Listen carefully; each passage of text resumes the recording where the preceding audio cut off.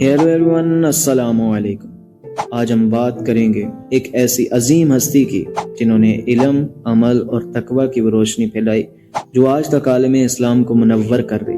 جی ہاں، ہم بات کر رہے ہیں حضرت امام جعفر صادق رضی اللہ تعالیٰ عنہ، وہ امام جنہیں علم کا دریا کہا جاتا ہے۔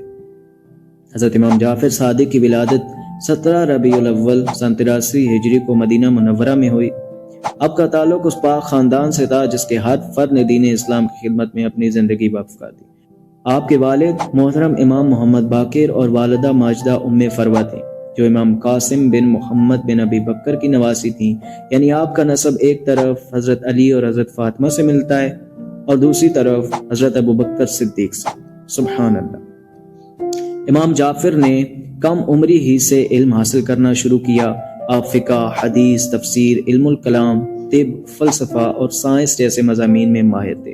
یہی وجہ ہے کہ بڑے بڑے علماء آپ کے شاگرد ہیں، جن میں مشہور نام شامل ہیں امام ابو حنیفہ اور امام مالک۔ ایک موقع پر امام ابو حنیفہ نے فرمایا کہ میں نے جعفر بن محمد سے زیادہ علم رکھنے والا شخص نہیں دیکھا۔ یہ جملہ اس بات کی گواہی ہے کہ امام جعفر صادق کا علم صرف مذہبی نہیں بلکہ دنیاوی اور سائنسی حقائق سے بھی مالا مال تھا۔ امام جعفر صادق فرمایا کرتے تھے، جو شخص اللہ سے ڈرتا ہے لوگ اس کی عزت کرتے ہیں، اور جو اللہ کی اطاعت کرتا ہے وہ دوسروں کی اطاعت سے بے نیاز ہو جاتا ہے۔ آپ ہمیشہ اخلاق، علم اور صبر کی تلقین کرتے۔ آپ کے نزدیک سب سے افضل عبادت علم حاصل کرنا اور لوگوں کو فائدہ پہنچانا تھا۔ امام جعفر صادق نہ صرف علم میں بلند تھے بلکہ روحانیت میں بھی آپ بے مثال۔ آپ کے ذریعے بہت سے لوگوں نے ہدایت پائی۔ آپ کے اخلاق اتنے نرم تھے کہ دشمن بھی آپ کے حسن سلوک سے متاثر ہوئے بغیر نہ رہتے۔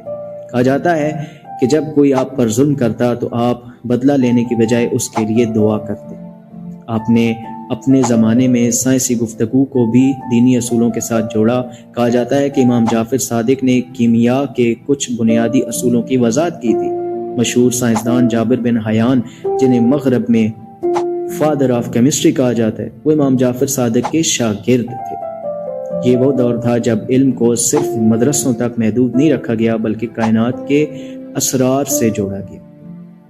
آپ کا زمانہ بنو امیہ اور بنو عباس کے سیاسی فتنوں سے بھرا ہوا تھا، مگر امام نے کبھی اقتدار کی خواہش نہ کی۔ آپ ہمیشہ علم و تقوی کے ذریعے امت کو متحد کرنے کی کوشش کرتے رہے۔ آپ کے صبر اور حکمت نے آپ کو ہر فتنے سے محفوظ رکھا۔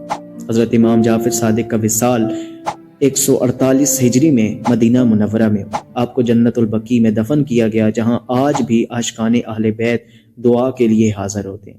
آپ نے امت مسلمہ کے لیے جو علمی ورثہ چھوڑا وہ آج بھی ہر مکتب فکر کے علماء کے لیے روشنی کا مینار ہے۔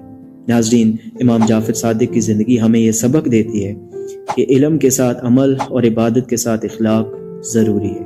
اگر ہم امام کے کردار کو اپنا لیں تو یقیناً ہم ایک بہترین مسلمان اور انسان بن سکتے ہیں۔ اللہ ہمیں امام جعفر صادق کی تعلیمات پر عمل کرنے کی توفیق دے، آمین۔ اگر آپ کو یہ ویڈیو پسند آئی ہو تو لائک، شیئر اور سبسکرائب ضرور کریں تاکہ اہل بیت کی روشنی ہم سب کے دلوں تک پہنچے۔